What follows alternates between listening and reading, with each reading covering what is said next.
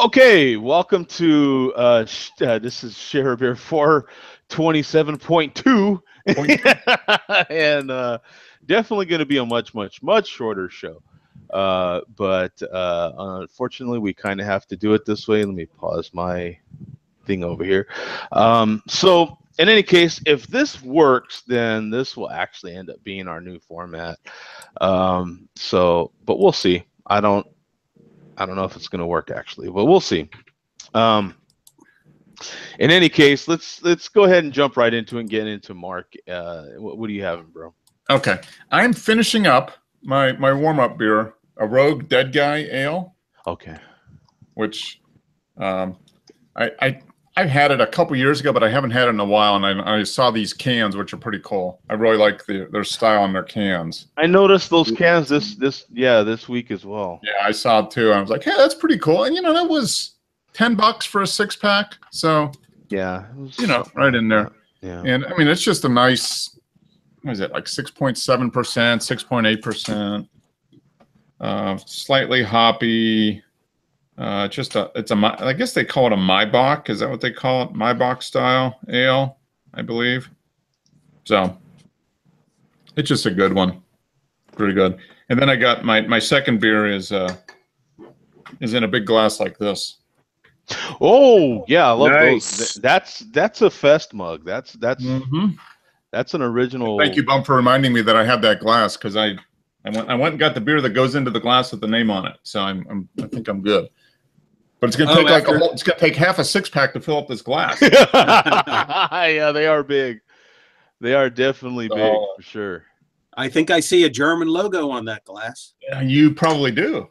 Yeah, because that's a fest mug. Yeah. Yes, it is. Yeah. Back in the late 50s, early 60s, when my uncle came back from Germany, he had a pair of fest mugs like that he gave my dad, only it didn't have no beer brand logos on them. So they were just the basic generic Oktoberfest mugs. Mm-hmm. And they did it, and they went and had like a little celebration, and he was over in Germany for like 5 years, and he was drinking the beer here in the U.S. like it was water. Yeah. I mean, the beer, I mean, Joe even knows how strong the beer is in Germany. Well, especially compared to the beer that was here in the 50s and 60s. Well, yep. yeah, that's part of it actually. I remember when I came back from Germany, it was very similar situation where you're used to more. Actually, what you were used to was craft beer. You got used to craft beer. And it's the same, because now what ended up happening when I came back, you come back to drinking Bud Light is what you come back to drinking, and you're like, yeah, this. I mean, it takes a lot to do whatever, right, to get you there. Yeah. But now what's happened, what's kind of funny is there's a turn now, and Germany's trying to catch up to America. With what we're doing with craft beer, quite frankly, a lot of countries are now, like they're playing. Yeah, we kind of surged ahead. Yeah. So it's because now I mean, you really couldn't compare the craft beer that we're producing here in this country, but there's some European breweries that are damn sure. Oh yeah. Brewdog's one of them. Dear God, they're a behemoth now. I mean, yep, they're really big. I think are they the first brewery to build a brewery here? I think they're probably the first one that was considered like a European craft. If you get rid of all the Belgian breweries and all that stuff, I think they were the first one. Yeah, they got big in mainly Great Britain and Europe, and then they needed to build something because they were getting popular here too. Right. Okay, Boom, what do you have, my friend? This is my third straight week of having an Oktoberfest. Oh, cool. From Fatheads. And to the best of my knowledge, this is a new one from them. I had it on tap a couple weeks ago and wasn't sure if it was going to be available in bottles, and I found it yesterday. It's called Gesuffa. Is that correct? I don't know German. G''SUFFA. Is it Gesuffa or Gesuffa? I don't know. Gasafa. Go Suffa. Go Suffa. Is that what it is? Suffa. I don't know. But anyway, if it's not new, it's definitely new in bottles. I would have seen it over the last couple of years if it had been available in bottles. And I am enjoying this in my vintage Fatheads restaurant glass, which I've shown on here before. For what ails you. Yep. And here's my detailed description. This is a damn good Oktoberfest beer. All right. Gasafa. Yeah. And this was bottled on July 20th of this year. So Okay. Mm-hmm. a little over a month old. Okay. Yeah, well, I think this is probably the earliest I've ever bought Oktoberfest beer. I mean, it's still August, but oh well. Where you been? Where you been, Mark? I've been drinking them for a month now. I know. I just yeah. like pumpkin beers. I gotta wait till at least after Labor Day to have a pumpkin beer. But there's been pumpkin ales out for the last month. Yeah, I still haven't had a pumpkin one yet. But maybe it's okay because I went into the store today and they were stocking the aisles with Halloween candy. I'm like, Halloween candy now? But I guess fall's officially here. What? How did you spell that again? Because I'm G''SUFFA.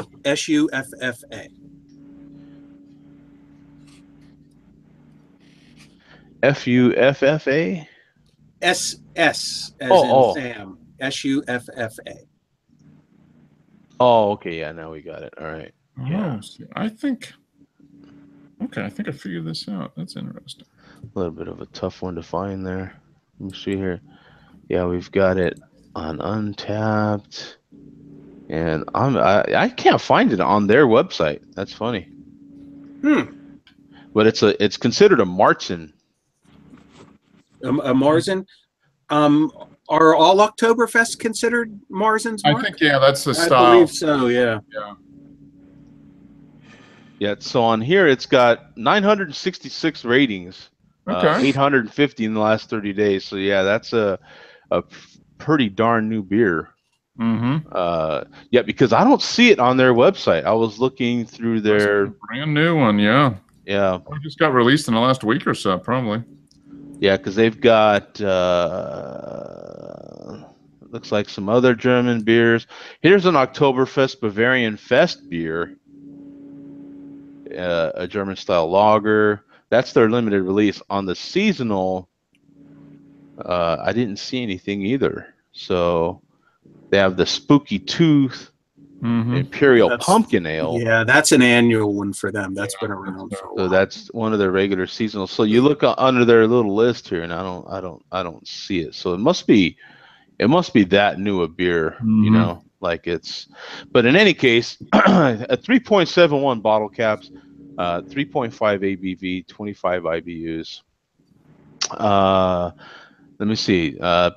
Travels throughout Bavaria have led to our love for the classic German traditional Oktoberfest, masterfully brewed with imported German malts, giving this fest beer, because they do say it a little different. A chestnut red color and aromas of toasted grains and crisp. What is that? Crackery malt. Yeah. So it sounds very bready, like liquid bread, really. Mm-hmm. Yeah, that's kind of the typical profile of a Marzen. Yeah, it's kind of like it's like bread, liquefied bread. It's got to be good for you then. Come on. Yeah, no, it's got to be damn good for you. And Andrew, since he's in a vehicle, I would imagine he's having the same thing I am, which is he's probably having a malt liquor if he's in a vehicle. I mean, no, actually, if you look at my shirt mark and all, I'm working. Yeah. I'm at a construction site until 5 o'clock tomorrow morning. Malt liquor at work, yeah, probably depends where you work, but for most people, yeah, malt liquor is not good at work. Yeah. The one thing I have not told you guys yet is back in my younger days, I did work for a couple beer distributors. Oh, I think you did tell us this. Yeah, it's been a while, but the first one I worked for was East Side Beverage. It's J.J. Taylor. It's under the J.J. Taylor umbrella. And then the other one was a local beer distributor, and they distributed Heilemann's. Oh, okay. Beers like Stroh's, Milwaukee's Best, old style. Yep, old style. Some of the other beers you could see on the lower end of the scale. And there's a lot of them. Yep. Yeah, there's no lack of room on the lower end of the scale. That's for sure. Huh? No. Right. So yeah, I got my friend right here. Yeah, Mr. H2O. Got a 2.5 gallon cooler in the back to fill it up. All right. It's about 83 degrees up here right now. Yeah, warm. Yeah. Now is 83 warm for you, or is that really nice? It depends up here. It depends what the humidity is doing. If the humidity is low, I mean, it's tolerable, but the humidity gets up anywhere above 50%, and you're literally sweating like a stuck pig. Yeah, and that's kind of what it is here in Atlanta in the summer. That's pretty much stuck pig. We're stuck pig territory here. Yep. Oh, another good thing, even though that this is rants and raves portion, but a little early. We were at dinner last night, and my oldest sister's boyfriend came over to me and inquired, "What kind of smoker are you looking at getting?" I went on my phone, and found the Oklahoma Joe's Highland on Lowe's website. And 10 minutes later, he says you can pick it up tomorrow. Oh, cool.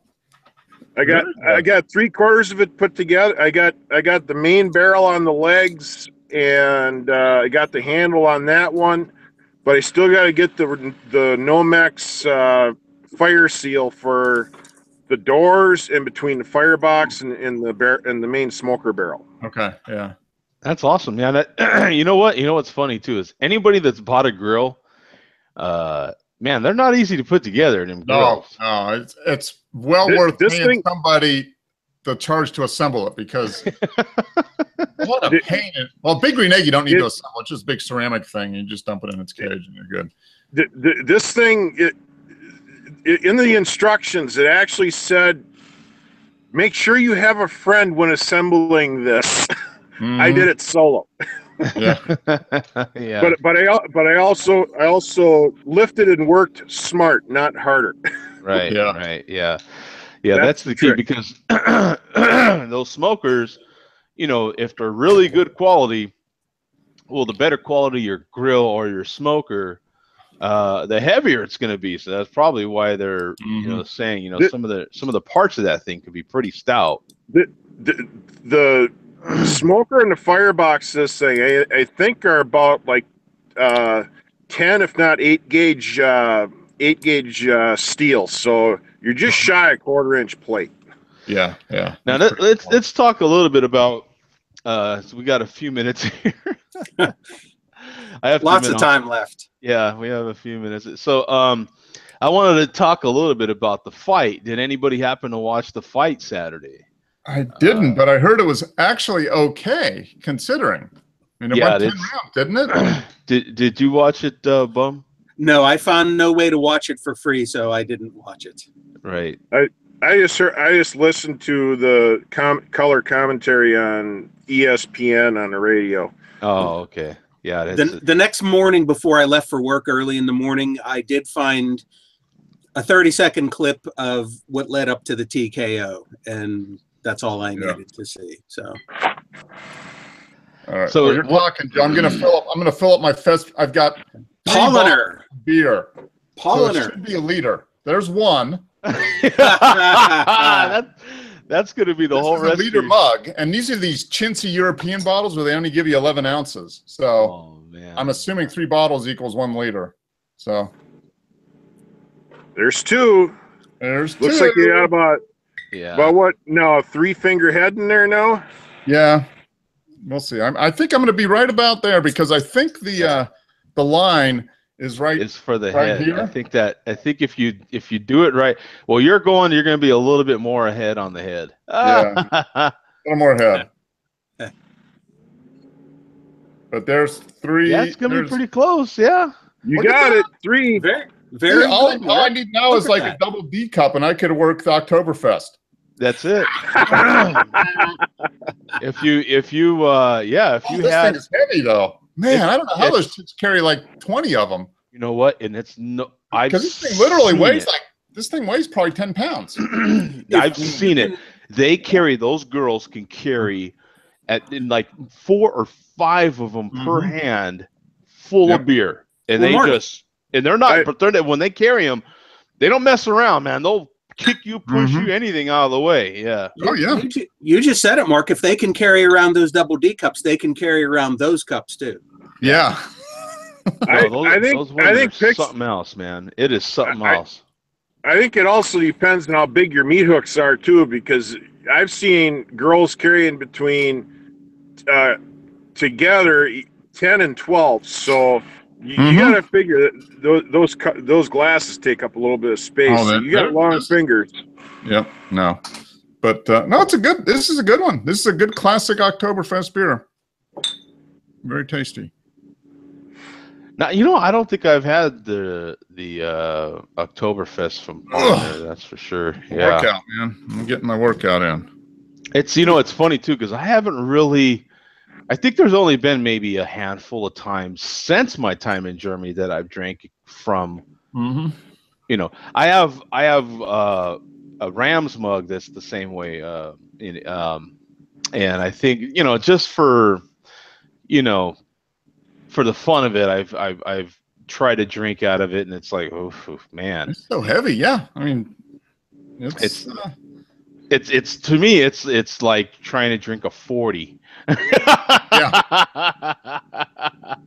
Yeah. Do you have a malt liquor report for us there, Bum?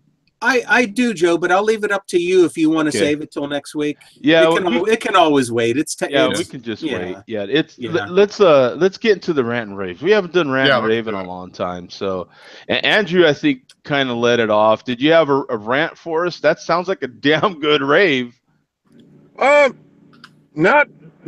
really too much of a rant, other than I'm gonna be taken off of one detail, and I'm gonna be put down at another site and made site lead after I get trained up here in a couple weeks, and I'm gonna have a set schedule of 8 to 4, Monday through Friday. Hey, there we go. All right, that's what it's all about. Perfect. Yeah. So other than going to a new site, another rave is I'm gonna have set hours. I'm not gonna be getting woke up at 2 in the morning to go into a Menards.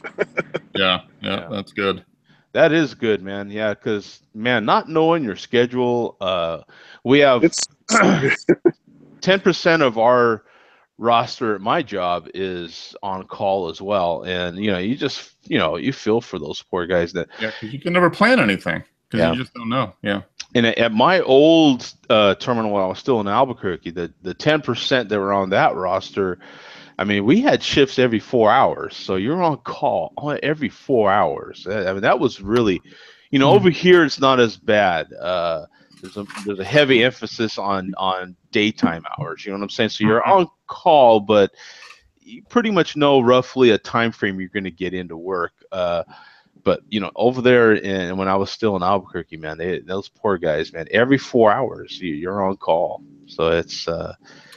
You have a 2-hour call block every 4 hours. That sucks, man. Man. That. All you can do is sit around. I mean, and just sleep and hope you don't get called. I mean, that's basically about it. Yeah, they had it really, really, really. I was like, I don't know, because it wasn't like that when I was on call for a little bit in the very beginning, but we only had 3 shifts then, so it was a lot different deal. Yeah, so you had it. Bum, rant or rave? Yeah, I do have a rant. I'm sorry, it's a rave. I got a couple new schedules added to my collection, and I will make this show related because there is one beer related thing. You've seen I've shown my older booklets before. I just added this 1928 Brooklyn Dodgers National League. Sweet! Oh, very nice. Cool is that? Which I have never seen before. These some of these ones from the National League, when you get back into 30s and 20s, they're like almost one of a kind. I do have a couple from the Brooklyn Dodgers from 10 years before this, including one before they were actually called the Dodgers. They were called the Superbas. Oh, I didn't know that. Yeah, I will scan this and scan the older ones and put it on my Google Plus page. But all of these booklets are laid out the same all through from the beginning of the century up until like 2000. They have this layout inside where it's a grid format where it gives the date and all the teams that are playing, and a little squares where you can fill in the scores. Okay, yeah, or check who won, who lost. Yeah, that's cool. Cool. What's at the very beginning of that thing? Like the front page. The front page does have their home games listed. Okay. Oh, okay. Very nice. Yeah, that is cool, man. That's 90 years old right there. I mean, that's 90-year-old booklet. Yeah. That's I was just going to comment on the quality of that thing is pristine, really. Yeah, the back cover has been creased, and but the front half is in good shape, and just based. Believe me, I've been collecting for like 35 years and collecting these booklets for pushing 20 years, and I know what's scarce and what isn't. And when I saw this available, I had to get it. Must have.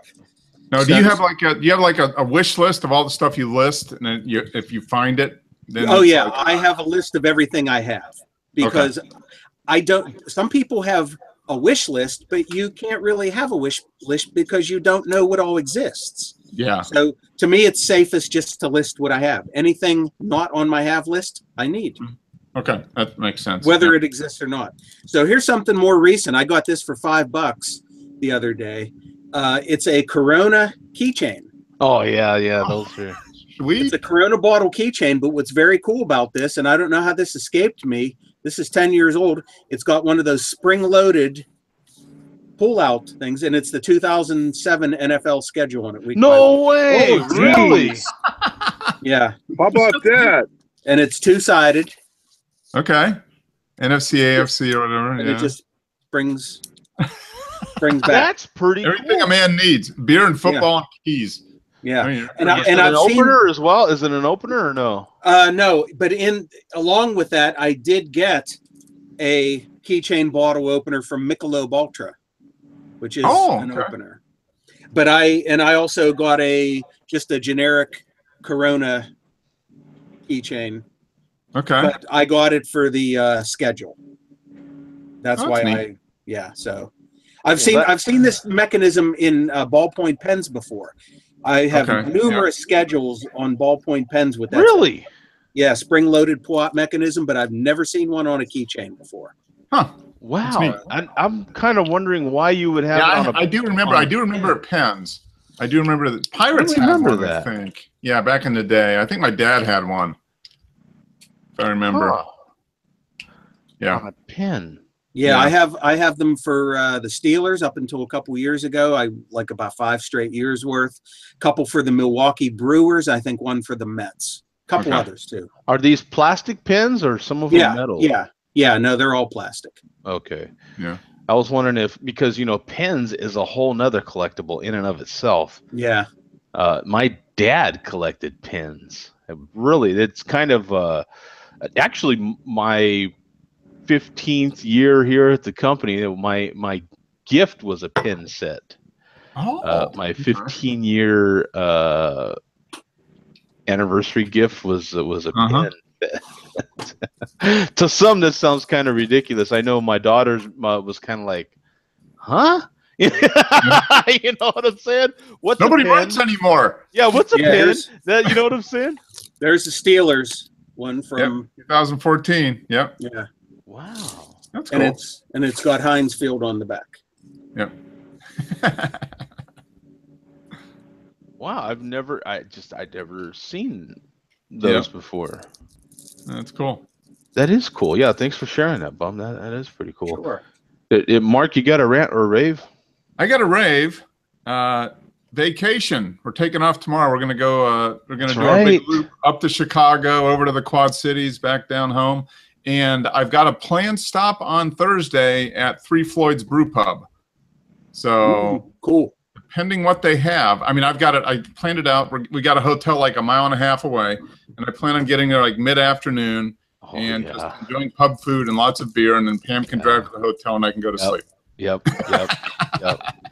Good plan. Good plan. I'll see what, and I've got room in the back of the car for beer. So I'll just have to see what they have available, and I'll let you guys know. So I might be able to do the share beer next Tuesday. We're going to be at our friend's house, so I might pop in for a little bit next Tuesday. But yeah, I plan on trying a bunch of beer that I haven't tried before, and I have a goal. I want to get to 1,000 unique beers on Untapped when we're in Denver, Joe. So that's my goal. So I mean, I've got to get like another 40 beers or 50 beers before we go. So you're gonna try and beat Zach's record for a week? I don't know. Yeah. No, I figure in a 3-day period in Denver, between going to the beer fest and having all the samples, I can probably log 80 or 90 beers if I do it right. All the samples and everything. Yeah, if you count samples, yeah. Yeah, like 1 ounce. I mean, most of the samples are 1 to 2 ounces. So if I can, put back like a 12-pack in that 4 hours, I think I can get a lot done. I can make good progress towards my goal. Yeah, no doubt. I definitely have 2 raves, really. And one's pretty obvious. I like, as you guys know, you guys have seen my ups and downs in my life, and I try to turn lemons when I can into lemonade. And I think this was good.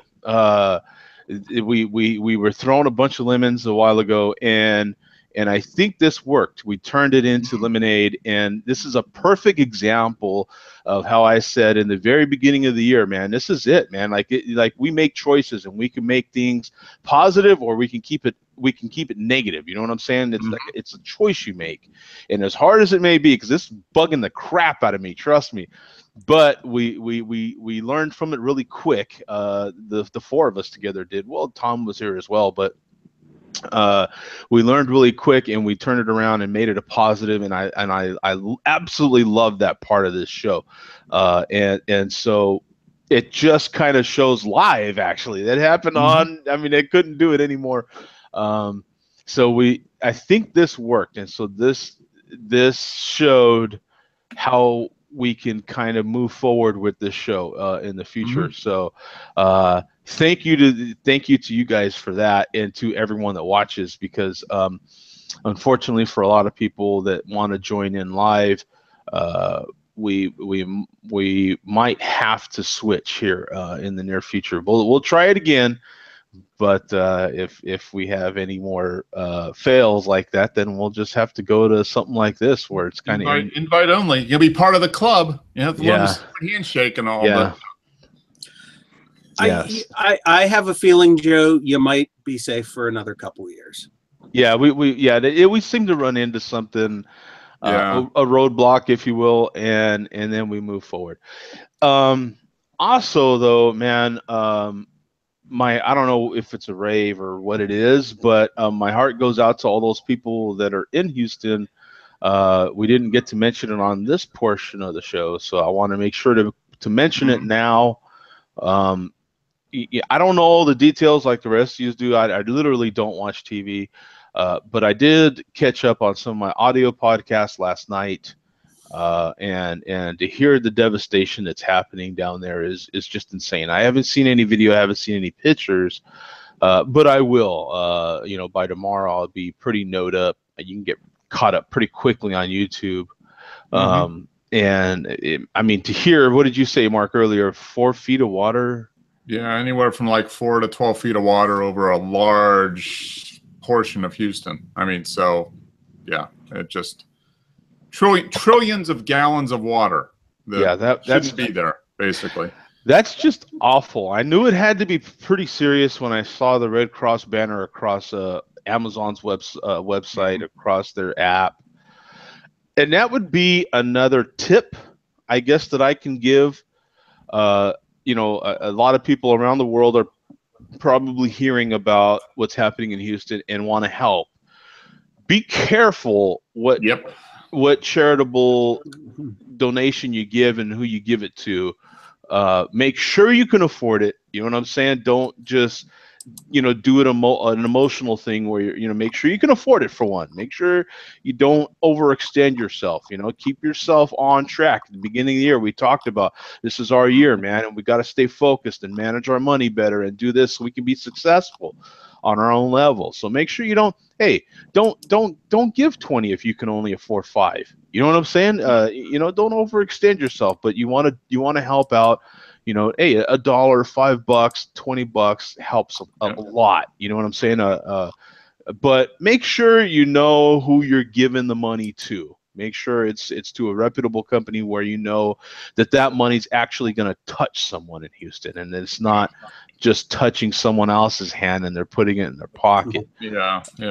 This is, that's a great point, because there's so many scamsters that pop up on anything like this and come up with bogus sites and that type of thing. So what you said about Amazon having a link to the Red Cross, that's probably about as good as it's going to get. The Red Cross is an awesome organization. They do a real high percentage of what you donate actually goes to what you want it to go to. It doesn't get all sucked up in administrative fees and that type of stuff. So I can add one to that if you will allow me, Joe. Somebody that I've been reading their blog for over 10 years, and he's an up-and-up guy, and he always pushes this particular charity for the reasons you just mentioned, Mark, as far as no administrative costs, minimal, things going to administrative costs. It's Operation USA, and their website is opusa.org. Okay. Yep. And they've been around for a while, and they seem very reputable. And I think I've heard of them. Was that the one that got started by the guy after 9/11 or Katrina or something? I'm not sure. I think so. I think there was one organization. I think that's it. That guy's like a business owner, multimillionaire, and he built this thing to go into places that have been affected by But they have been around for a while, and I have been reading about them for a long time. Anytime anything happens where, the situations like this, this fella mentions Operation USA on his blog. And on my, I listen to it's actually KFI in LA. It's that's my news podcast that I listen to. And they were talking about, there's a California organization. Of course, it's all LA news, so it's California news most of the time. But there's a California organization of doctors and nurses and medical people that immediately, they're volunteers too, and they immediately dispatched themselves to, or were dispatched to within hours of Houston happening. So they get down there and perform care. And so there's charities that donate towards them, so that they can fund them to get down there to help. So, there's definitely tons and tons of good organizations out there. Just be aware of who you're giving to. And Red Cross is a damn good one. But I emphasized Amazon because at least that Amazon is going to put that money to the Red Cross. And it's not just someone posing as the Red Cross. So just be careful of that's going to the Red Cross through someplace like Amazon. You can be pretty sure that it's going to go where you want it to go. It's not going to get sucked up by, not going to go to some Nigerian prince or something. Right. Exactly. Exactly. So just wanted to emphasize that point as well. But man, my heart goes out to everybody in the Houston area, and especially my family. I have family down there. And too. And it's going to be rough. It's going to be, the storm is going to, is lasting this week or whatever, but the recovery is going to be years. It's just going to be, there's so much devastation. It's just going to take a long time to get built back up. I have one of my models that lives down there too, and recently moved out of there. Within the last couple of weeks, just moved from Houston, so relocated to somewhere else, and is back down there now. Of course, visiting friends and family, and then we have had over the years some good friends of the show that would come on. Yeah, Skylar is in Galveston, the Galveston Bay Beer Company. I need to I just thought of him right now. Actually, need to maybe send him a message and reach out and see what's going on. Because they got hit pretty hard. They've had a fair amount of rain. And okay, Galveston did all right.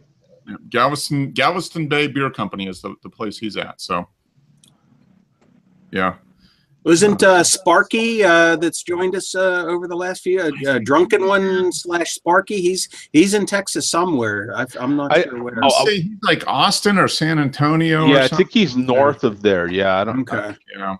They got a bunch of rain in Austin, but they didn't get they might have got 5 or 6 inches of rain. I mean, they got enough to have some minor flooding, but not like the 4 feet of rain they got in Houston, which is. I got a friend of mine. He's a dispatcher for the BNSF Railroad, and he lives in Saginaw. It's pretty dry where he's at. And he's about 4 hours north of Houston. Yeah, it was all concentrated within like 50 miles of the coast there. You know. Well, our hearts go out to them, man, and hopefully, they can watch shows like this and get away from it for a little bit. But yeah, I guess that's all I can say on that. Yeah. So donate to the quality organizations that you feel compelled to donate to, and do it within your budget. Don't destroy your own financial life to try to help somebody else. Take care of yourself first. Make sure you're covered. And then if you've got the ability to do extra, do it. Definitely. Right. Yeah. Because you don't want to, be emotional and then make a financial decision. You want to calm down from that, because, that's what happens with us. We get ourselves overstretched, right? You get all emotional and you're like, yeah, I'm just going to give $100. And that was like, your rent or something. I don't know. Yeah, but, it was $100 you needed to make your rent, and then you get evicted the next month. You don't want that. You don't want that. So make sure you can afford it. Donate what you can within your budget, whatever that is. Yeah, within your means for sure. So, and then just, Mark, I wish you well on your trip. I know you'll be cautious and drive safe. And the key to life is what I've figured out in this whole journey that I've been on now for a few years is patience, really. Like kind of like as you grow older, you get more patient and more wise, I think, and that kind of leads to it, right? Like, so just, if anybody else is driving, maybe you're one of the volunteers that's going to drive down to Houston to help. I don't know, but wherever you're driving on the road, just be patient. I've noticed some other YouTubers that I follow are taking road trips right now as well. And they're posting videos of people's driving habits that I happen to see all the time. And I'm kind of like, you're one of the ones that should be patient, actually. You know what I'm saying? Like, that's kind of a good example of you should be patient. I know the driver. You know what I'm saying? They're posting videos pointing out these other people, and I'm like, you're the one. Dang. You know what I'm saying? So it's just be patient is the key to success, I think, on a lot of things, not just driving. But that's exactly it. Have a plan and follow it, and don't get impatient. Just kind of keep doing what you're doing, and take life as it comes, and ups and downs, and make lemonade out of lemons. Exactly. and that might be your show title for this show. Yeah, lemonade out of lemons. I think that one is for sure. Yeah, that one's a good one, man. Because this was a little crazy, but we learned from it, and I think we've got some pretty sweet lemonade. So, all right, guys, thank you, man. We'll see you next Tuesday, 7 p.m. Eastern, Friday, 1 p.m. Eastern. So, and as Zach from Australia pointed out, the 1 p.m. Eastern is also 1 a.m. Australian. So, that kind of works out. So. Works out perfect for him. It's the end of his night. So, okay, guys, we'll see you, man. Peace out. Yes, take care, guys. Bye-bye. All right.